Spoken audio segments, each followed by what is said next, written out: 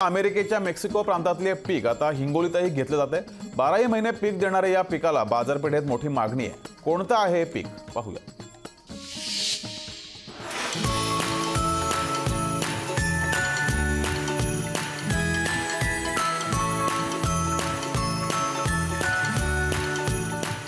Chia हे पीक आयुर्वेदिक पीक असल्यानं बाजारात या पिकाला मोठी मागणी आहे। मुळात हे पीक अमेरिकेच्या मेक्सिको प्रांतात मोठ्या प्रमाणात घेतलं जातं। मात्र हिंगोलीच्या ताकतोडा येथील तरुण शेतकऱ्यानं या पिकाचा अभ्यास, बाजारपेठेचा अभ्यास आणि योग्य नियोजन करत चियाची शेती उभी केली आहे। अमेरिकेचं पीक आता हिंगोलीतही चांगलंच बहरलंय। मध्य प्रदेश, कर्नाटक आणि राजस्थान या ठिकाणी याची पारंपरिक पद्धतीने शेती केली जाते। मात्र हिंगोलीच्या ताकतोडा येथील तरुण शेतकरी राहुल कव्हर यांनी कृषी केंद्रातून माहिती घेत पारंपरिक शेती न करता आधुनिक पद्धतीने शेती केली आहे।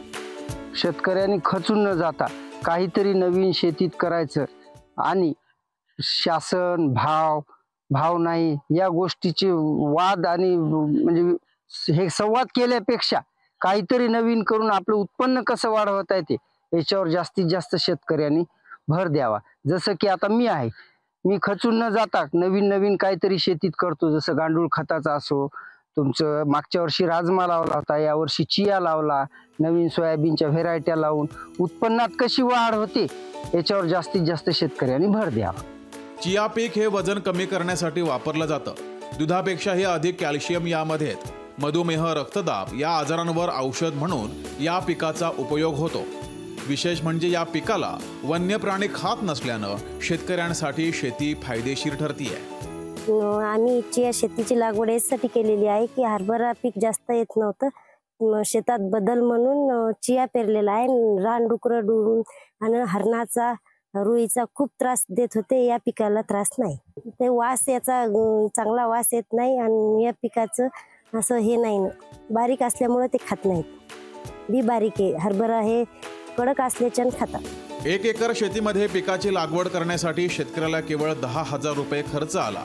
त्यात 12ही महिने या पिकाला मागणी आहे। खर्च कमी आणि अधिक उत्पन्न असल्यानं इतर शेतकऱ्यांसाठी ही शेती फायदेशीर ठरू शकते।